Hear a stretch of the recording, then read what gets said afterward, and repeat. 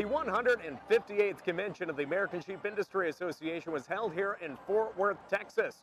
And attendees from across the nation gathered to work on important issues that will help advance the future of the U.S. sheep industry. The 158th American Sheep Industry Association convention was one for the books. It seems that we are back after the pandemic with quite a few attendees coming down to Fort Worth, Texas. Joining us here today, Peter Orwick, Executive Director of the American Sheep Industry Association. And Peter, it was so great to see just hundreds of people here from across the nation all coming together to advocate on behalf of the American sheep industry. I'd say we're back. Registration numbers, turnout, all the organizations that we bring in, people showed up. So that's a good feeling. And you could tell it in the crowd, they were glad to be back. And Fort Worth, Texas has just been such a great location for folks to come down, set the policy, look at the issues, and look towards the future, but also stretch your legs a little bit. I saw a lot of folks down at the stockyards here this week as well. But looking to 2023 from the association standpoint, what are you feeling most excited about?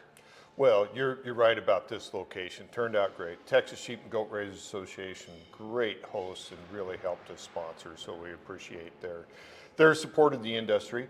Yeah, and 2023, we hope to get back to more stability in the markets, both on the wool and the lamb side, because that disruption from the pandemic is still bleeding through both of our production chains. And we have talked at length about just the ups and downs in the lamb market and just how vital that ethnic market has been over the last few years. Benny Cox gave great insight into that earlier. So if you'd like to learn more about the ethnic market and really how the producers' livestock there that Benny runs the sheep and goat auction aspect of that, very, very insightful as well. And that ethnic market did help support producers up in our neck of the woods further north of us. But the wool market, of course, that's the great thing. You got lamb and wool, two commodities, and the pandemic sure did have an impact on wool, but things are looking a little bit brighter. But over the last 2 years, what have been some of those challenges for the wool clip? Well, obviously, for the military, it was a labor issue. They lost half their workforce, and to meet the needs, whether it was for military contracts or commercial, very, very difficult. But at the same sense, we lost worldwide, and the textile market truly is worldwide. So the production was down. We probably have at least 1 year's worth of our clip in storage.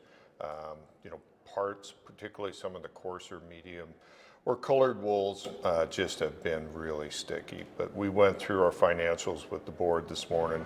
We've been very aggressive with the funds we gather from USDA to help support sales to Europe in particular, as well as Asia and South America. And we continue to bring on new contractors to go out and find new markets, and then we try to get them to use some American wool.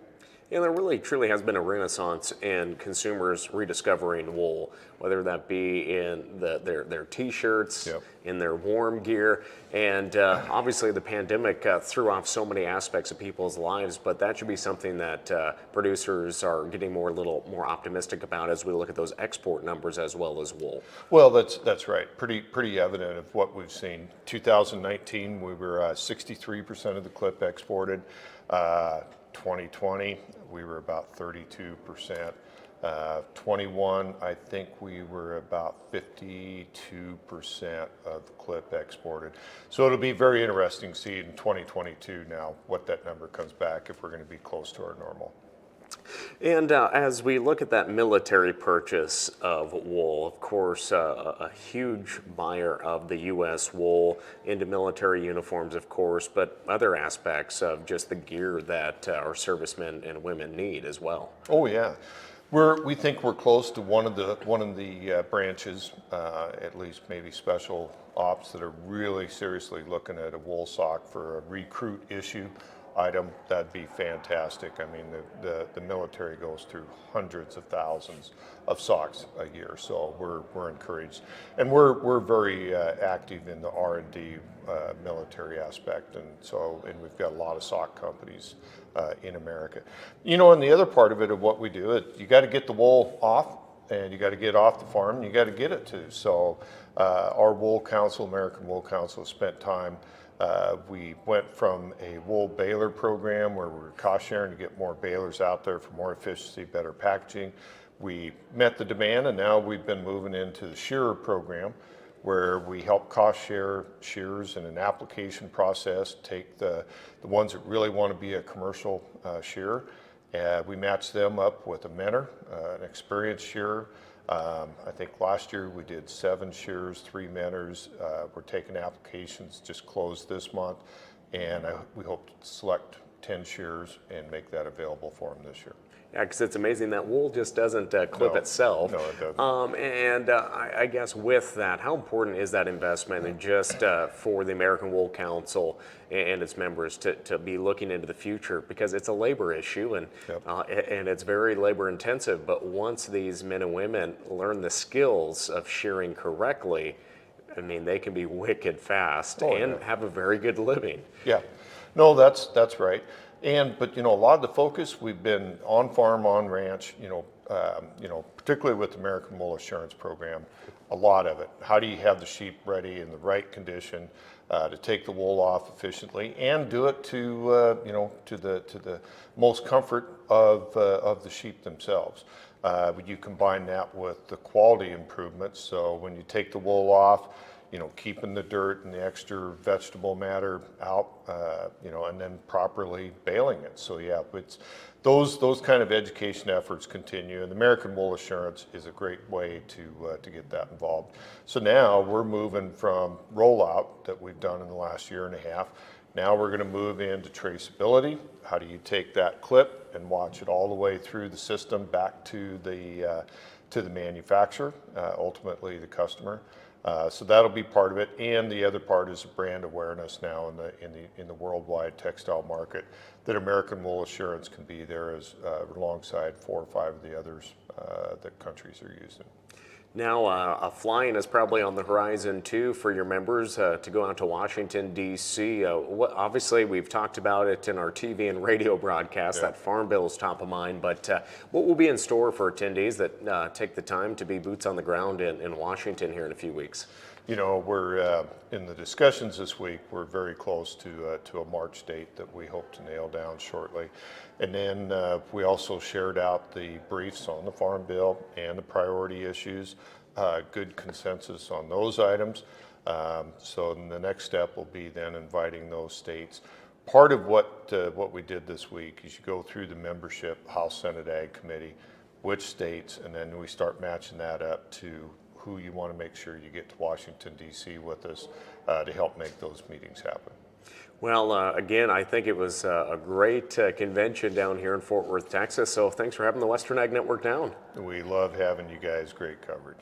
Well, again, Peter Orwick, Executive Director of the American Sheep Industry Association. And speaking of the Farm Bill and issues that face producers, we're going to catch up with a congressman from here in Texas, where his family has a long history of being involved in the sheep industry. We'll be back with Representative August Pfluger right after this. We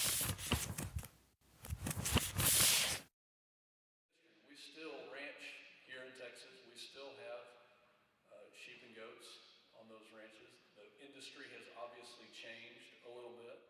It's nice to be able to come to the annual meeting and to be able to talk with like-minded producers. My great-grandfather was on the original board of the American Sheep Producers Council and eventually the vice president of it, and that began in 1955. But, our family history at one point in time, our family had 13,000 head of sheep throughout Texas, and it was very, very important, tied to the wool industry, something that we were passionate about doing. And what we've seen over the past couple of decades is, a real decline, not just in our part of the country, but throughout the United States, and the overall herd numbers and our ability to produce. And it's something that's important in the United States. I think there's room that we can get back and claw back some of the herd numbers. But for my family, it's personal. Being in Congress, it's something that I will continue to advocate for.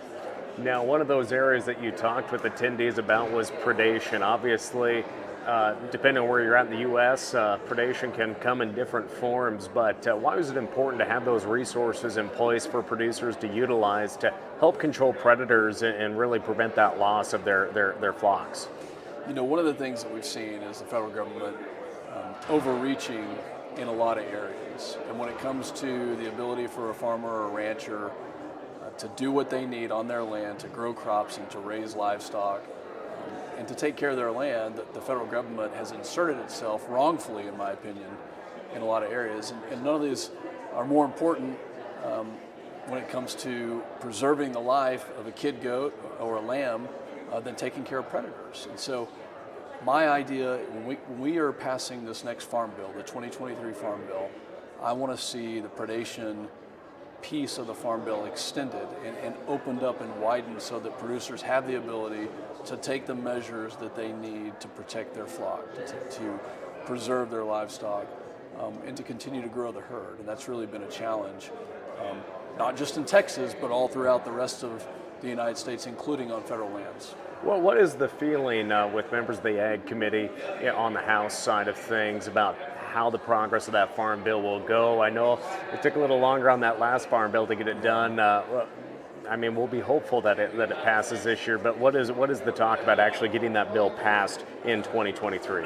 I think there's going to be some significant challenges in doing that. Mike Conaway passed a very good 2018 farm bill. He's my predecessor, and I think did a nice job of ensuring that our food security and that the American production of agriculture could continue. And when you look at divided government and the fact that Republicans have the House and then Democrats have the White House and the Senate, I think there's going to be some real challenges. We know that nutrition is going to have to be paired with the rest of the farm bill and with the programs. My main concern is to make sure that every single producer has the ability to continue to produce, and that we can make them, if not whole, get close when it comes to some of the indemnity programs that are not year in and year out. They're more ad hoc and piecemeal. And that's really, I think, the point of let's do no harm to this farm bill that we have right now, and let's make it better. And hopefully we can get it passed in 23. I think there's a real will to do that, especially from the Republican side. As the American Sheep Industry Association convention concludes in Fort Worth, Texas, during today's program on our Western Ag Network stream, we've talked about wool, predation in the industry, and we're going to talk more about lamb here today. And we're joined all the way from Kaycee, Wyoming, with Mr. Bob Harlan joining us. And Bob, how are things up in the Kaycee country here in the first part of the new year? Things are good. We got a little snow. The sheep industry's kind of in a depressed stage, but we got good weather and good feed, and hopefully we'll cut costs and come out the other side. Yep. Well, that's the goal. That's one thing we've been talking with everybody down here. We need some better lamb prices for sure, but this moisture, kind of a little more cautious optimism with that moisture too. Well, I'm predicting the weather in Wyoming for next August and September, and I'm predicting a lot of smoke. As California burns their area again, we'll be smoky. Mm-hmm. Yep. That's just, it wasn't too bad though this year for us up in Montana. We didn't have too many smoky days later on in the fall, but how was it this year in your neck of the woods? No, not too bad, but hot in the late fall. Yep. Now, Bob, you are also co-chair of the American Sheep Industry's Lamb Board. Lamb Council, excuse me there. But so being in the co-chair, what are some of those responsibilities you have? Well, we run the Lamb Council, and we bring forth policy to the ASI, and this year we were presented a question by Mr. Reed Anderson out of Oregon, and his question is: Are the U.S. grading system is it minimizing or keeping us from maximizing the true value of some of these lambs? And so we started with that project early on, and we've had a small committee of 5 very wise people We've held some calls, and then the Lamb Council meeting here at Fort Worth was really based on that. We had the USDA come and explain the grades to us, and then we had Packer panels, and I told Reed at the start that I would carry this torch until someone stopped me, and at the end of this meeting, no one has stopped me yet, and so we pass back to the ASI, Brad Boner, the president, and Lori. I'll be off the Lamb Council next year, but Lori Hubbard, and they will continue this and try to come up with any changes that we need to do to the USDA grading system, any changes that need to be made or could be made to be sure it's not hindering us, only helping us. What has that conversation been like with USDA as you try to gather the information and just the input from their side, and then also from that producer side and on the packer side of things? Well, USDA has a set bunch of rules, and these rules, some of them are very old, actually written for a different style of sheep than we even have, and we need to get it written down, the exact changes we want, but any stakeholder could stop this, and we had all the packers in the room and the Lamb Council in the room, and no one stopped it. We will proceed with much caution because this is a big thing, and you don't want to open up a can of worms that you wish you'd left closed, but I think there'll be some changes, and one of the things that this is a personal opinion, is that we have this electronic ID, and I think that we need to be looking at that electronic ID and maybe change the definition of lamb some so electronic ID can be used for age verification, and I think that'll be a good exercise to help get electronic ID through the system. Yeah. And when you look at that, of course, you're a feeder as well. And when you first heard about electronic IDs and everything, were you kind of overwhelmed or skeptical? And maybe walk us through your thought process of when this first came on the scene until now, when you're talking about how this could be a better way to actually identify true lamb in the marketplace as well. I'm not thrilled with electronic ID, and as the workload changes and the cost changes, but I truly think that source verification and plant identification and is something that's going to come, and we just as well, we could use this platform to start it, get it in the system. It has started some, but get it into the system, and maybe we can practice on a small portion of the lambs, and as we practice, maybe we will get better. Yep. Right. Yep. Now, we had a lot of issues, obviously, in processing during the height of the pandemic and whatnot. What are our processing speeds looking like in the plants? Well, we had a tremendous demand and tremendous indication for demand, and we moved lambs from the ethnic markets over to the traditional markets, and then price stopped demand, and now we're at rock bottom, but we will get demand back, and we will persevere. The kill volumes are not great because of demand, but the lamb supply seems short, and hopefully somehow they'll align. Yep. Well, as you mentioned, you're coming off of the Lamb Council. I guess what was it like serving on there, and what's your advice to future leaders coming up through the industry about the importance of stepping up and being a part of these voluntary roles to help push the industry forward? I think everyone needs to step up at some level, whether it be on the predator board at home or here. I enjoy it, and yeah, no, he needs to step up. Well, again, we're with Bob Harlan, Kaycee, Wyoming's where he calls home. Anything last thoughts as we wrap up our time here in Fort Worth, Texas? Go sheep, go. Again, Bob Harlan joins us all the way from Wyoming. Thank you for your service to the industry, and as you wrap up your time on the American Lamb Council. And with that, friends, I'm Lane Nordlund with the Western Ag Network, and we've been on the road this week here at the 158th American Sheep Industry Association Convention.